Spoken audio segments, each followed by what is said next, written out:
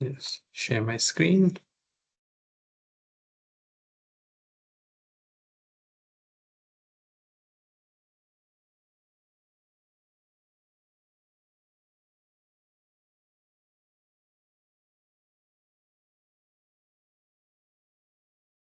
Okay, so I just want to quickly, was everybody able to see my screen? If you can just give a thumbs up, or Nkosi, Mr. Nkosi, if you can just let me know, then we can begin the Uh, presentation.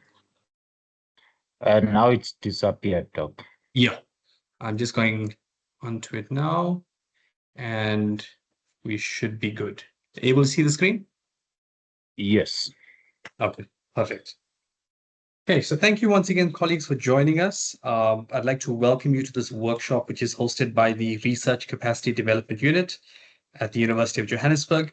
We're very excited to have you with us today on the series of workshops entitled Embarking on Your Supervision Journey.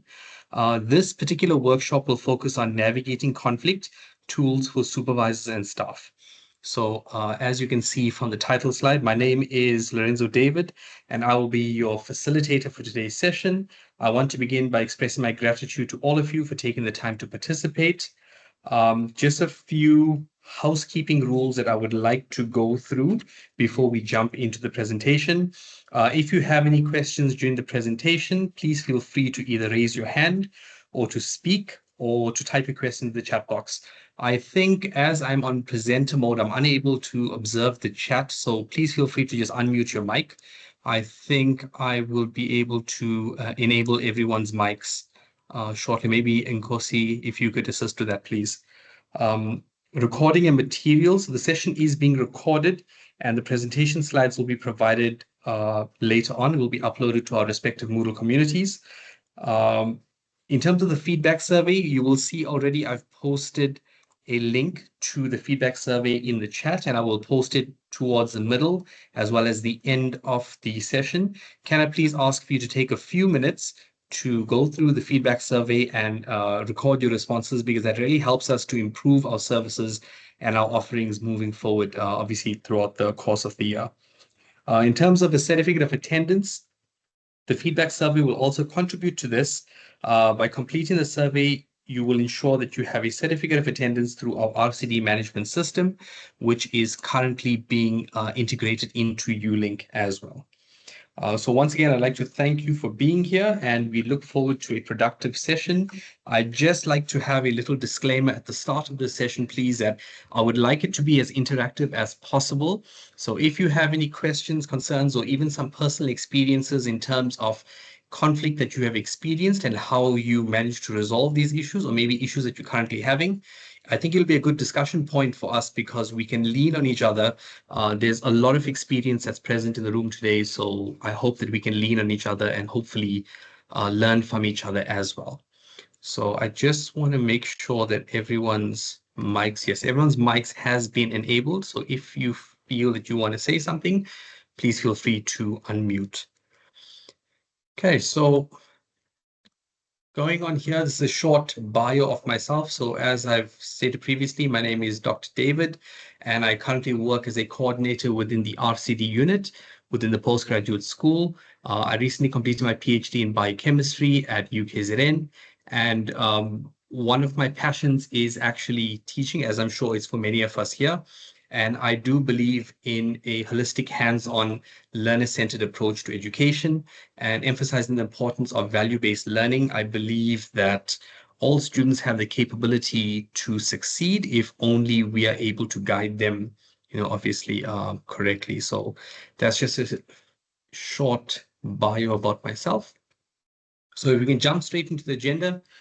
So for today's presentation, there's four main points or four main areas that I'd like to touch on. The first one is going to be understanding what conflict is, as well as why it happens.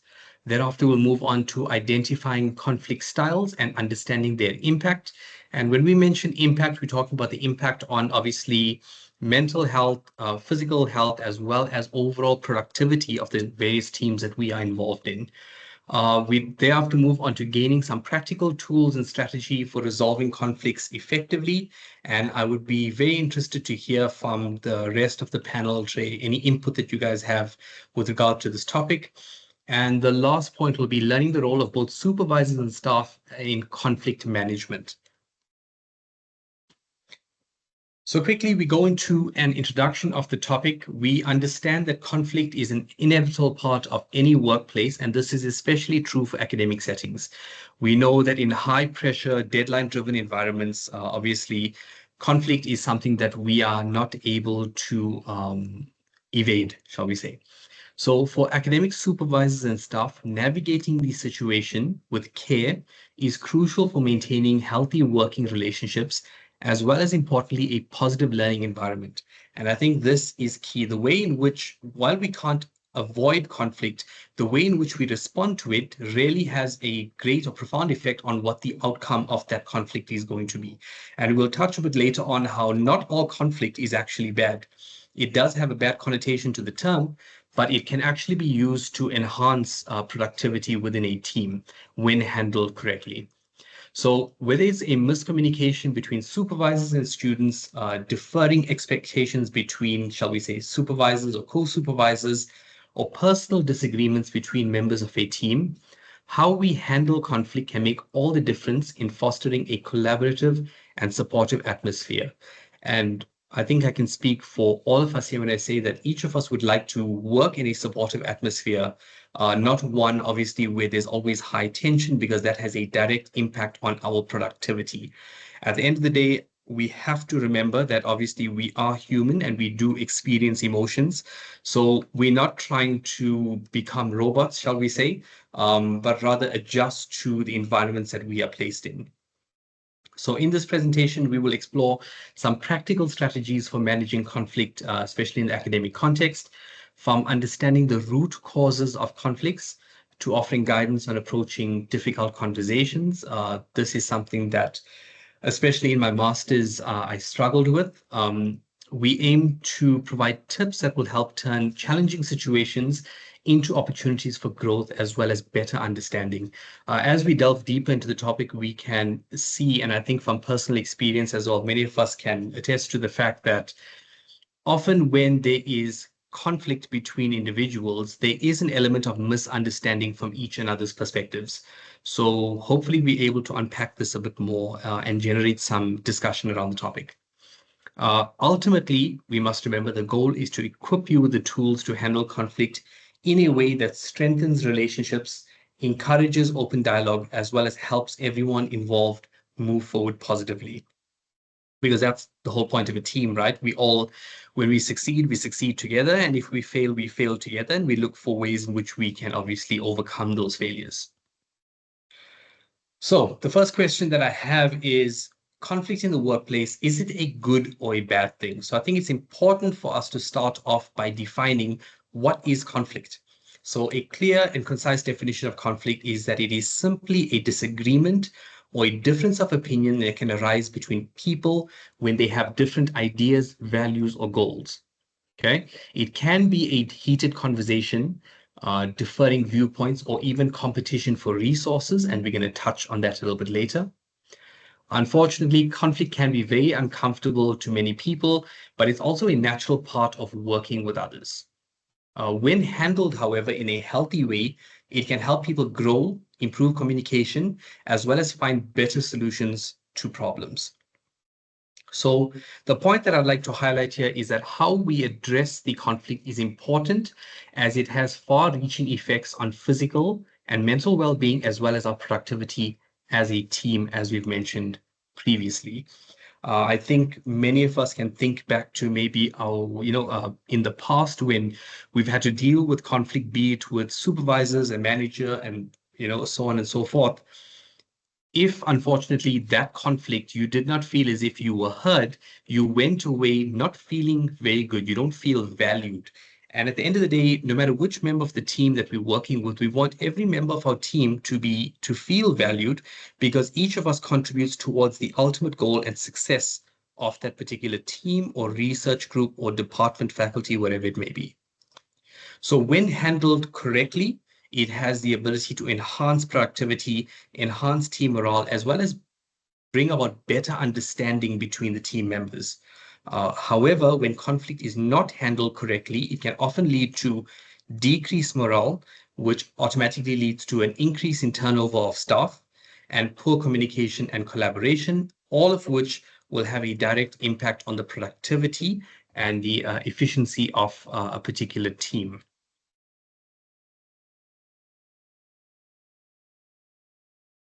So we can go through some of the examples of workplace conflict. The first couple of slides, just bear with me, please, is just building a bit of a foundation to help us to understand the types of conflict, defining conflict, and then we are going to go into some useful tools which will help us to deal with these in our day-to-day activities.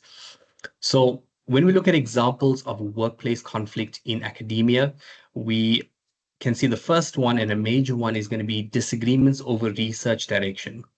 Now, faculties or researchers may clash over the focus or methodology of a project, and this can create tension over the best approach. When I look back, I clearly remember that between the supervisor and co-supervisor, there was a disconnect in terms of where they saw this project going and what was the ultimate goal of it.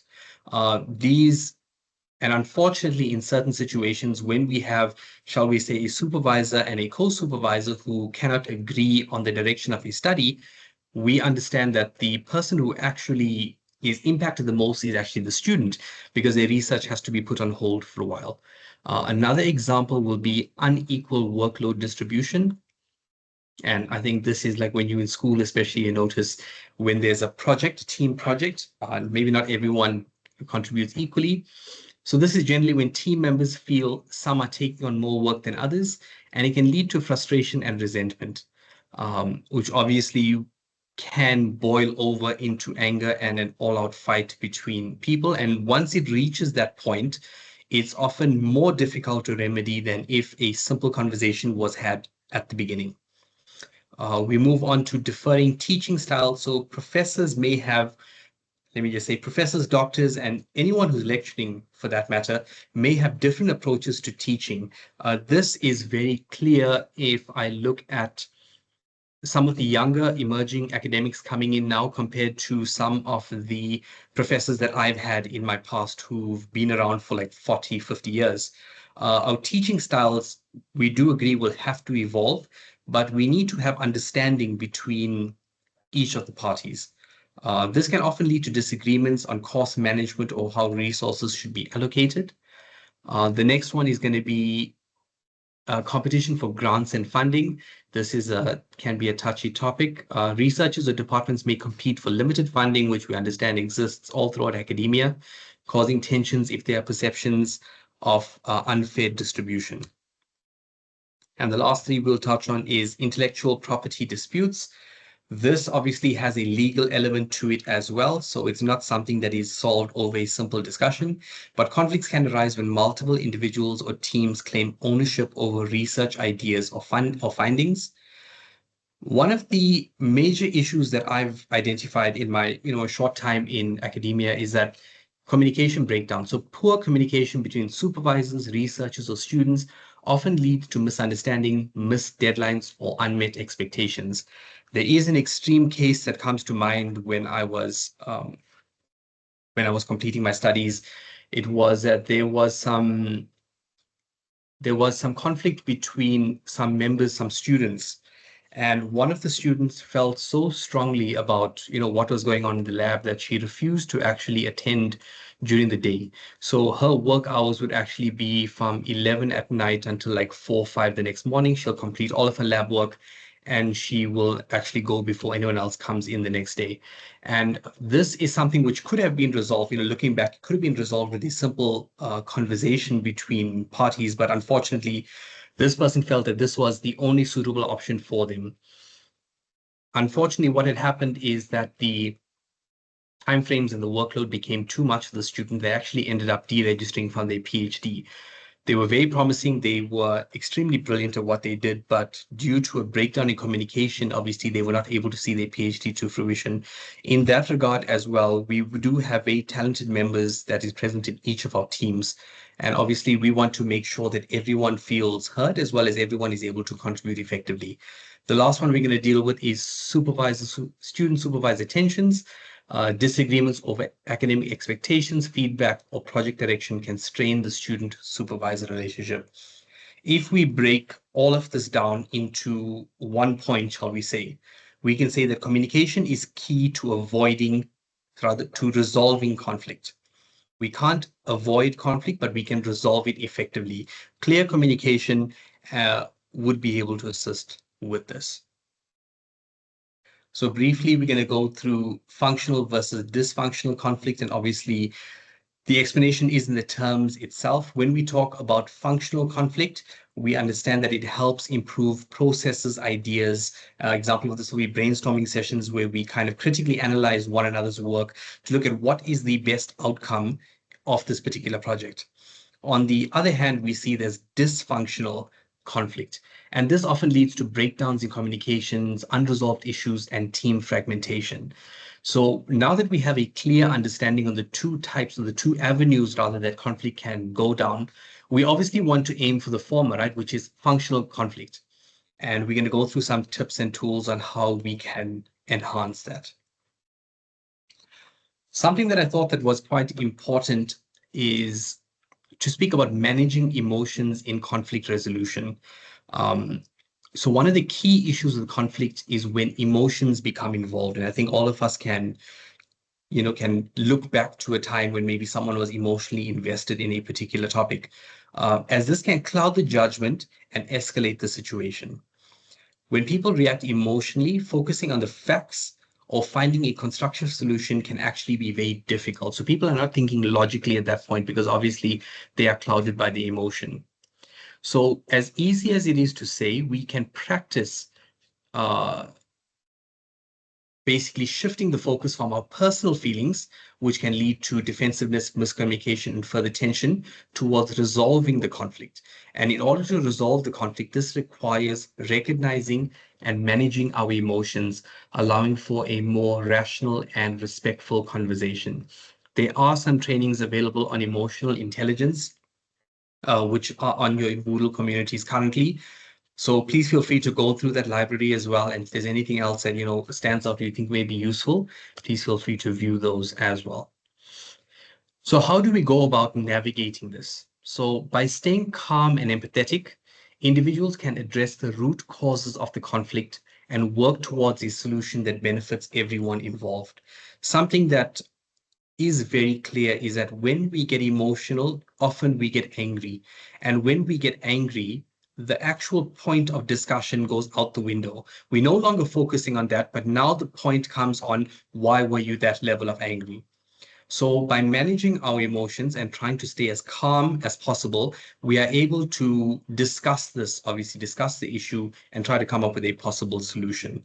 I think that in itself is a skill, and it's something that will happen over time, but it's something that we need to at least recognize and work towards. So again, we got some background information here. I'm not going to go too much in detail with this. So we look at interpersonal conflict is going to occur between two individuals, say people in a team, and it could be between two people competing for the same promotion. It could be between unfair distribution of workload. It could be due to, unequal remuneration, whatever it may be. Intrapersonal conflict is conflict that happens within yourself. So if, for example, you are more of an introverted person and work is just being placed on you and it is affecting your work-life balance, you may not say anything, but there is conflict that's happening within yourself because there's a part of you that actually wants to speak and say, you know what, this is not fair. It's affecting my family time. It's taking away my weekends. And then there's the other part of you is like, you know what, I don't want to say anything because I don't want to actually rock the boat. We have intergroup conflict, which is tensions between different teams and departments. And that can be obviously between teaching and support. It can be between other administrative departments in the university. And the last one is going to be organizational conflict, which is rooted in systemic issues like unclear policies, poor leadership, and organizational changes. I think one of the main points that I'd like to drive through in today's presentation is that in order for us to limit unnecessary conflict as much as possible, it is important for us to set clear expectations from the beginning. So, what are our expectations for our students? What are our expectations for those members who are joining our teams? Will you be expected to, on occasion, work, after hours if a project demands it, obviously periodically? Would you be expected to go over and above and sometimes maybe dip into another person's portfolio to assist when the workload becomes too heavy? How do we speak to each other? How do we treat each other? If we have a clear set of guidelines which will govern our decisions and our actions, then it makes and it limits conflict to a greater extent. So conflict between staff and management over changes to work schedules, shall it be your job description, whatever it may be. So once again, we're noticing an underlying theme here of communication. If we are able to communicate effectively with one another and clearly with one another, we are able to limit as much conflict, unnecessary conflict, I call it, as possible. Okay, so we go on to the next point, which is the roles of supervisors in a conflict. And I would like to,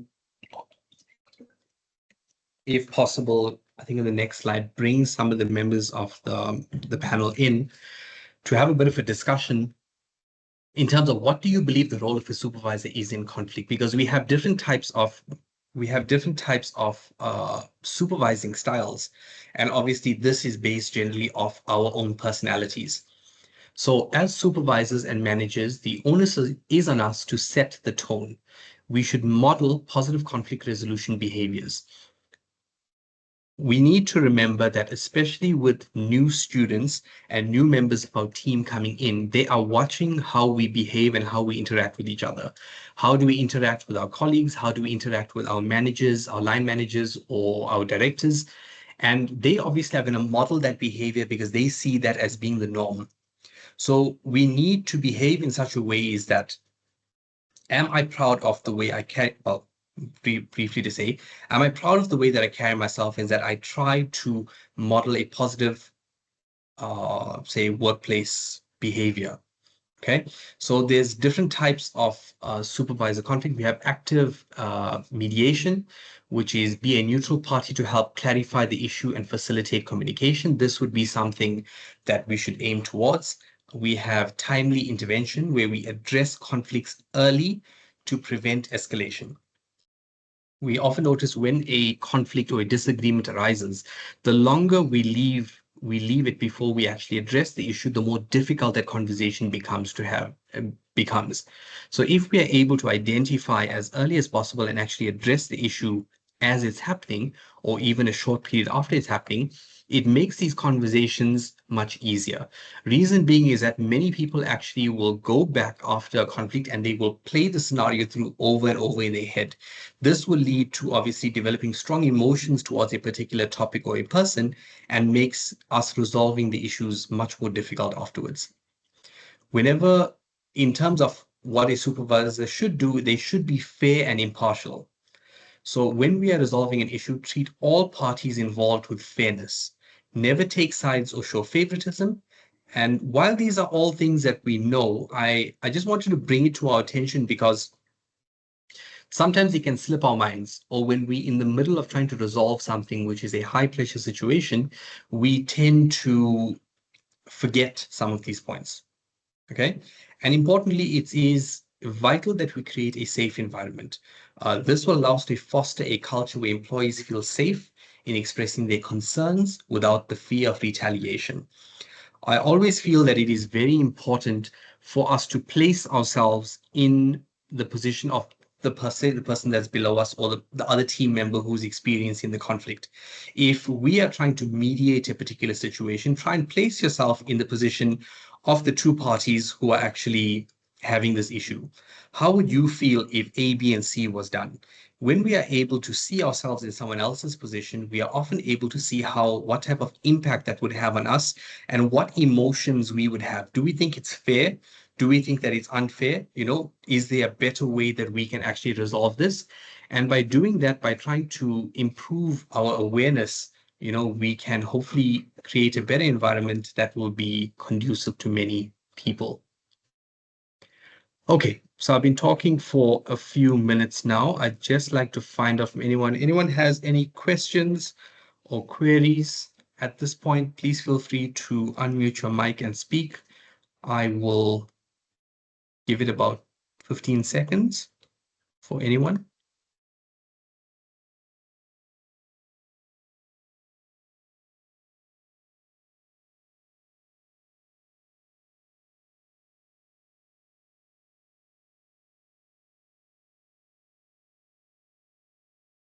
Okay, so it doesn't look like anyone wants to say anything at this point. So we're going to move on to some of the key skills for supervisors. So as a supervisor, obviously this in itself is a journey. I look at some of the supervisors that I've had the honor of working with, and everything just seems to come so seamless to them. How they organize their research groups, to how they write, to how they interact with their students, and how they manage their labs or their research groups. But obviously, not everyone it doesn't happen overnight. It's something that we are going to actively work at to develop. So, some of the key skills for supervisors that I believe, the first one is going to be active listening. Okay. So in terms of it's going to involve paraphrasing, asking open-ended questions, and providing feedback. Why does this matter exactly? Because listening is key to understanding all perspectives and de-escalating tensions. I know that obviously when emotions are involved, and we are human at the end of the day, when it comes to when we are listening to someone, sometimes we are listening to respond. We're not just listening for the sake of listening. So active listening means that you put all thoughts out of your mind and you actually listen to what this person is trying to say and try to see it from their perspective. And that will more often than not actually change what your response to this person is going to be, because we are trying to see how does it affect this individual. It is important for us to also show empathy. And if we give a brief definition, empathy is about acknowledging the feelings of the other party without necessarily agreeing to them. We're basically telling them, I hear you. I understand what you're going through. I've not been in the situation myself, but I can understand why you are so upset. So a good example would be that I can see that you're frustrated because you feel your ideas aren't being heard. It is also important for a supervisor to be neutral. So a supervisor must remain impartial to avoid escalating a conflict. The last thing we want to do is obviously heighten emotions and heighten the conflict. If a supervisor takes sides, it can often lead to resentment and division within a group. And obviously, a house divided is never a good thing. So instead of us pointing out and being like, A, you were wrong, and B, you were right, we can say that let's focus on finding a solution together, because at the end of the day, we're all working to the same goal. And when it comes to decision making, you need to be decisive, which means that you listen actively to what everyone is saying, you consider all sides of the story, and then you make the final decision. Because we understand that obviously many people in the university have been placed in positions of management. And in that regard, the final decision lies with them. Once they've collected the evidence and they've analyzed it to the best of their ability, thereafter they have to make a decision. And when it comes to a supervisor, or any sort of manager for that sake, if someone is not decisive, it does not instill confidence within the team itself. So we need to make decisions at the end of the day that support the best interests of both the team as well as the organization. Going to skip over. So we're going to go over to some conflict resolution styles, and maybe some of these will actually resonate with each of you. They say the 5 conflict resolution styles involve, firstly, avoiding. And this is when the manager, the supervisor is not very assertive and they don't really want to cooperate so much. They just push the issue aside and they say, I hope it will resolve itself.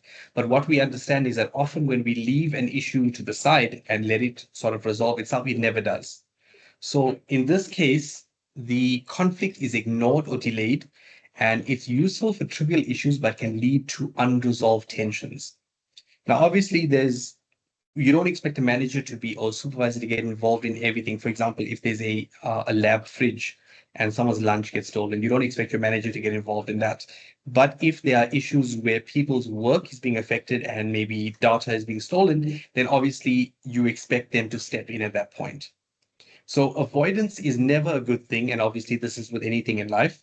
By avoiding confrontation with a colleague, when a colleague continually interrupts during meetings. So that would be actually a good example of avoidance. But generally, when it comes to resolving a conflict between two people, it's never the recommended outcome or the recommended approach. So we get the second type of conflict resolution style, which would be when an individual is accommodating. So this is also, once again, low assertiveness, but high cooperation. So one party gives in to the other's wishes, and this may work for minor issues, but can result in resentment if overused. A good example here, they say if an employee giving into a colleague's demands to avoid conflict. So let's just say there's two assistants that are working a particular project, and one assistant strongly believes that, you know what, this is the way the work should be done. Instead of actually discussing between yourselves, you just give in. You give in because you don't like conflict. But we need to understand what is the ultimate goal of us actually performing this task. It's obviously to give the best output that is possible. So accommodating is not something, it has its place, but it's not something that you want to use too often.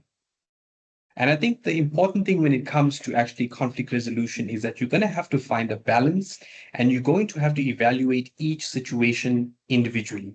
You know, if there is a history, for example, of a particular colleague always getting their way, and unfortunately, 50% of the time, their solution is the wrong solution, that means that you're going to end up with more work. So maybe at that point, it's a good point to have a discussion and be like, you know what, I hear what you're saying, but at the end of the day, this is what the goal of this particular project is. And this is what I believe is the best way for us to reach this goal. What are your thoughts on it? So not many people respond well when we give them an instruction. So it's always good to pose it as a question.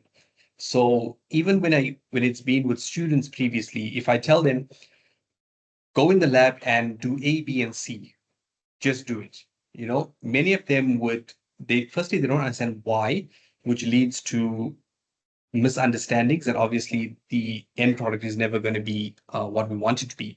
But if we take the time to be like, this is why we are doing this, and this is why this is what I believe you should do in order to successfully synthesize your particles, then it kind of brings them in and makes them feel as if they are heard as well, as if they are included. And obviously that's what we want at the end of the day. We don't just want to direct people on what to do. We want to empower one another and every member of the team, and we want us all to be as efficient as possible, should I say. So the next type of conflict resolution is going to be where there's competition. And this is obviously going to be high assertiveness and low cooperation. So you don't really care about what the other person is actually bringing to the table. In that case, it's very difficult to work in a team when you're coming in with that type of mindset. Okay. So it's a win-lose approach where one person pushes to win at all costs and the other person obviously just gives in. This may be necessary in high-stakes situations, but can damage relationships.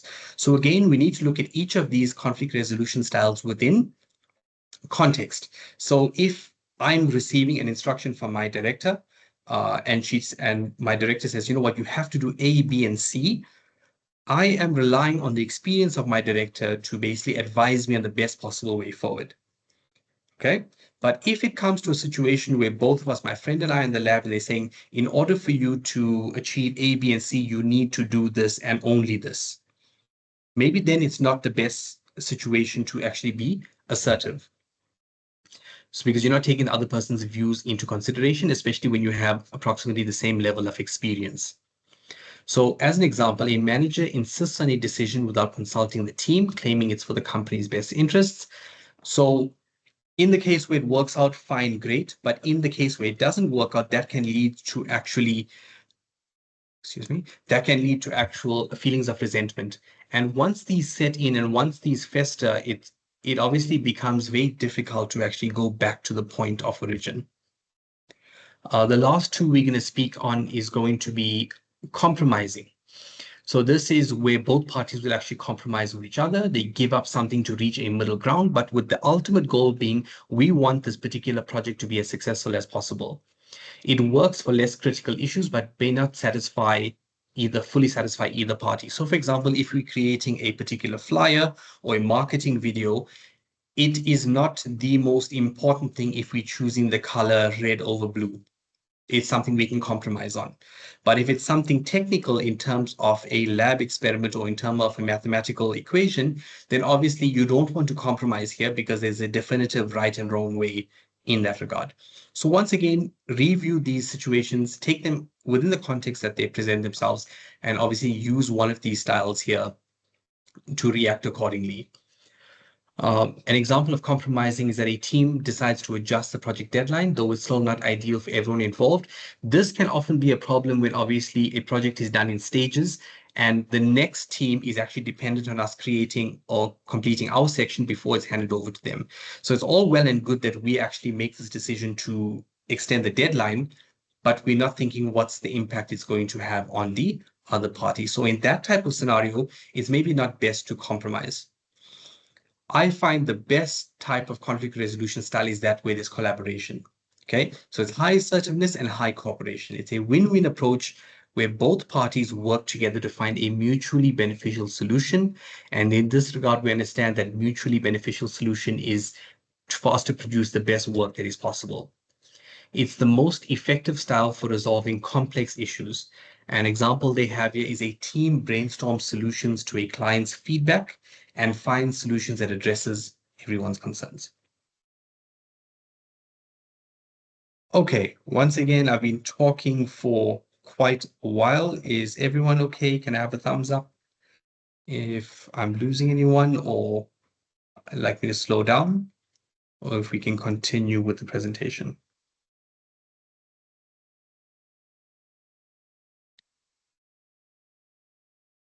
Okay, so now we come on to the part that we actually been waiting for, is that what tools and techniques can we implement today for conflict resolution? So there's a 7-step process that we've put together. I think the first one is going to be acknowledge the conflict. It's important for you to encourage an open discussion about the issue, acknowledge the presence of the conflict before it escalates. So obviously, by us avoiding the topic, never ever a good thing. So it's always good for us to, as difficult as it is to be like, I understand that there's tension between us, or understand that there's tension between the team. Before it gets worse, let us address this. The next thing is that before we react, we need to have a clear understanding of the situation. This involves listening to all parties and encouraging everyone involved to share their perspective without interruption.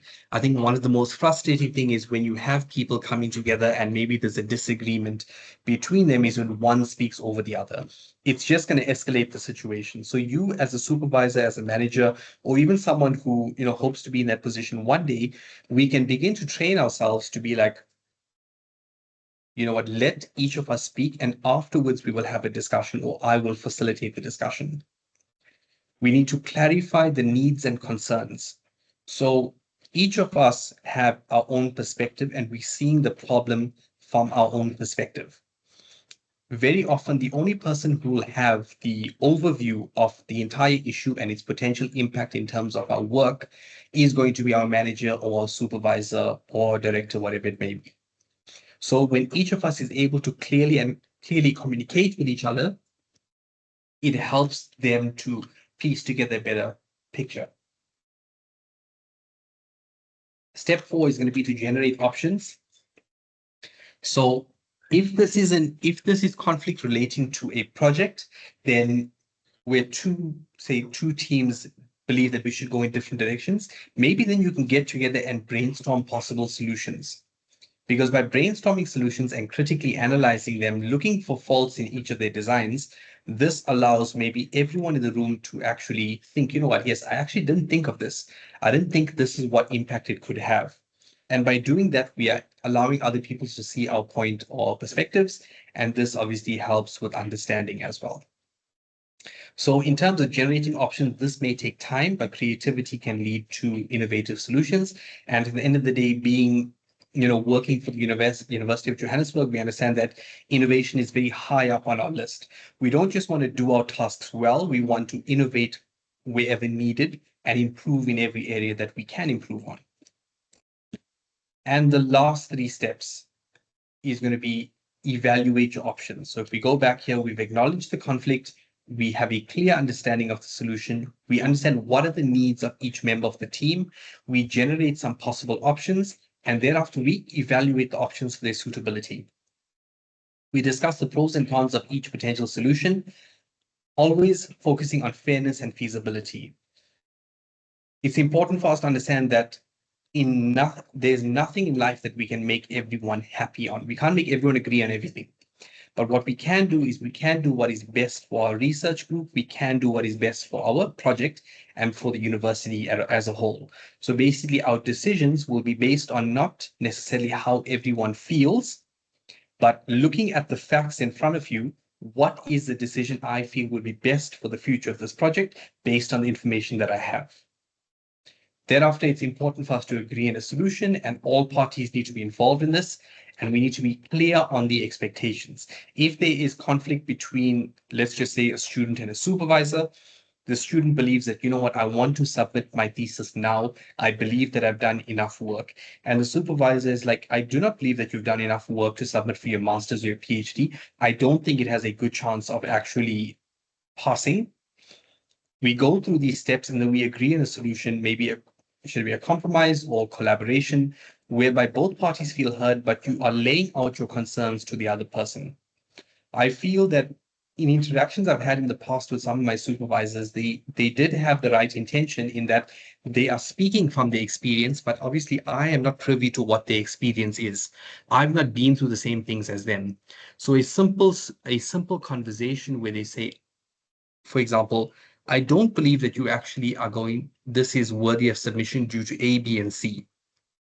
It allows the other person to actually evaluate what you're talking about. It brings them into the conversation. It shares information and obviously improves understanding.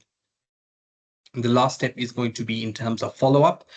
So it's all well and good for us to implement change, but it's important for us to track that change over a period of time. So if we know there's a history of conflict within a particular team, maybe schedule follow-up meetings weekly to start with to address the issues. Are there any other issues that have actually arisen from this particular original conflict that we've had? How are we going to address them? How are we going to move forward in the future? And by doing this here, we create understanding between the different parties and we can work towards preventing, or rather I should say, limiting future conflicts. Okay. In terms of the role of communication in conflict, I've stated in a few points during this presentation the importance of effective communication. So we've got a few here in terms of effective communication techniques. The first one's going to be I statements. So a technique to express feelings without placing blame. So instead of saying, you frustrate me so much when you come 20 minutes late for a meeting that we set at 8 o'clock in the morning. So that is placing the blame on the other person. And while you are right in saying it is not professional for someone to constantly be late, you rather say, I feel frustrated when meetings run late because it disrupts the rest of my schedule. It has a knock-on effect. So the first one's going to be I statement. Instead of blaming someone else, you let the other person know, how are you feeling? How does it impact you? Okay. Or you can say that this has really placed an impact on myself in terms of delaying the rest of my tasks for my day. The next one is going to be active listening.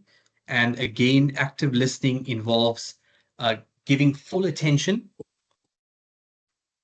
It involves giving full attention. If I can just give me a minute. Yeah. Giving our full attention, and this can be to anyone. And I believe that regardless if you're a student, if you're a staff member, if, whatever position that you hold, we should offer the same level of courtesy and attention to everyone. So in that case, I listen to what you say. I ask questions on things that I'm not completely clear on because I do not want to make assumptions. And I reflect back on what was said to ensure that, there was understanding. So if a student comes up to me and say, you know what, I've been having a really difficult time in this class, or in this lab because of A, B, and C. You listen to what they say, wherever maybe they're not clear, you ask them questions, and then you go back afterwards and you say, just to clarify on what we've discussed, you're feeling A, B, and C due to the fact that maybe I'm not available all the time, or I only come in at 8:30 instead of 8, and we don't have a chance to actually speak, whatever it may be. So always it is better for us to clarify, after a conversation, because text, obviously a conversation face to face is the best, but sometimes when we are writing something, there's no tone to it necessarily. The person is reading that email or that message based on what they think your emotion is at the time. So it's important, where possible, to have these conversations and to ensure that everyone is on the same level. And the next one, the last one's going to be nonverbal communication. So nonverbal cues such as your body language, tone, often convey more than words, and supervisors and staff should be mindful of these signals. Now, understand that this is not something that is very easy to adjust, because these are often things that are done subconsciously. If we are feeling a bit uncomfortable, then we may fold our arms or put our hands in our pockets, or we may be a bit fidgety. So these are things that are done subconsciously, but making ourselves aware of how am I presenting myself to this other individual can often bring about a world of change and actually change how they look at us. So yeah, I'm just going to go on to the last couple of slides. I won't be much longer. So how do we go about building, or rather preventing, future conflict? The first thing we're going to have to do is building trust. And there was a talk this morning on building trust and rapport with your team. That has been actually postponed until the first week in March. So we'll send out a flyer again. So by building trust, it's important for us to trust one another, especially when we're working in a team. I mean, at the end of the day, we are people, right? And if you are going to work together, you need to have some level of trust. So we foster a culture of openness where employees feel safe to share concerns, but we need to be careful here that it does not turn into constant complaining. Okay. Clear expectations. So like we said previously, it's good for us to establish clear policies and expectations around communication and behavior. We've got diversity and inclusion as well. We need to embrace the differences and encourage diverse perspectives, which can prevent misunderstandings. If we look back throughout history, there's been no innovation that has come from us doing the same thing over and over. We require alternative perspectives and alternative experiences in order to improve our overall offering. That is how progression works. So instead of resisting diversity and maybe an alternate view, we should embrace it and see how can we actually fit it in where applicable to improve our overall service. In terms of training and development, basically, we can offer regular workshops on communication, emotional intelligence, and conflict resolution. I know that there are some nice trainings, HCM trainings, which are available. They're like one-day courses, and that's actually been of a great help to me personally as well. In terms of coaching and mentoring, new supervisors can benefit from mentorship in managing conflict and building team dynamics. There was a talk recently whereby one of the professors, actually quite a young, received their professorship quite young, and they mentioned that when they went into the lab, because of their age, their students actually saw them as more of a friend than it was like a supervisor. And that led to some conflict later on because there was no clear boundaries between them. So, with that regard, what they actually did is they actually lent on the experience of those around them. And I think it's important for us to do the same. I mean, we are placed in one of the best universities in Africa, if not the best university in Africa. And there are so many people here that have so much of experience. It seems almost silly that we don't lean on the experience of those around us to actually improve ourselves, because we don't need to reinvent the wheel day in, day out, when we can learn from others' mistakes and find a better way and adapt it according to our particular needs. And we come to the last slide, which is a summary of the key takeaways. So basically, I'd just like to say this was actually an error where I duplicated the slide. But what we'd like to say here is that when it comes to conflict resolution, there are a few important aspects that we'd like to touch on. The first one is going to be clear communication. In terms of clear communication, be clear in what you're saying. It is better for you to have a difficult conversation now and prevent further conflict down the road than for us to kick the can down the road, essentially. It is important for us to have clear guidelines in terms of behavior and in terms of expectations. And it's important for us to, when we are trying to manage or resolve conflict itself, for us to be neutral, for us to actively listen, for us to evaluate the evidence that is between us, and for us to be decisive in whatever decision that we're making. And we base our decision never off emotion, but obviously always off the facts which are presented in front of us. Hopefully, by doing that, we are able to have or make a start towards effectively resolving conflict that may occur in the workplace, and working in a much better environment, or much more supportive environment. So with that, I've been speaking for quite a while, so I'd just like to say thank you all for your patience and for your patience with this presentation, and for attending. We really appreciate your support. I'd leave the floor open to any questions that anyone may have, or maybe even some past experiences of conflict that you have encountered, and I look forward to a discussion if possible. So yeah, I will mute my mic and I'll give you guys a few minutes if anyone would like to chime in.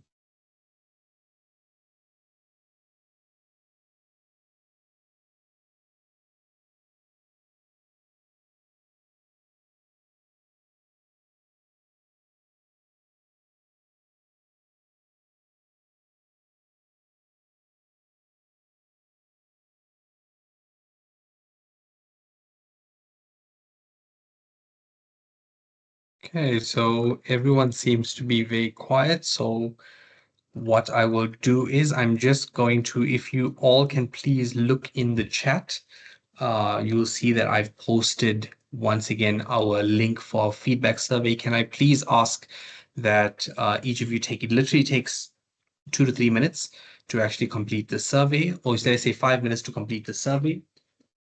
We really do use the results of the survey to improve our offering, to see which areas we can actually change, and move forward from there, and hopefully provide a better service to each of you and to the university as a whole. So if there are no more questions, then I think I will end the session, if that's okay. Is there any objections from anyone? Anyone has any questions? We can give it a few more seconds and then we can end the session.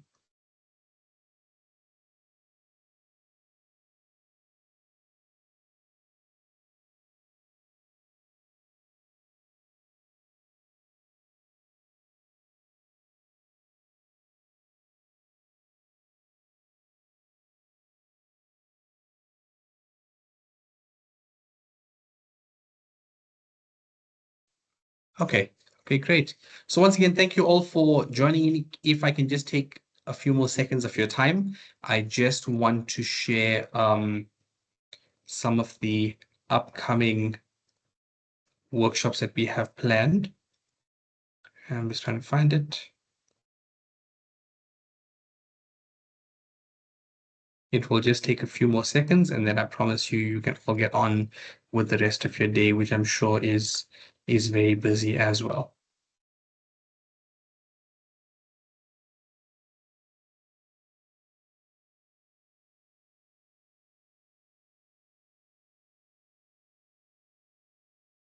Yeah, for some reason, technology is being difficult today.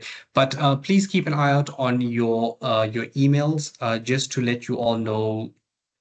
I think the university is actually suggesting, or rather strongly suggesting, the use of the Moodle app. So I'm not sure how many of you actually have the Moodle app, but notifications are now posted directly onto our Moodle communities. If you are not present on our Moodle communities, please feel free to pop me an email.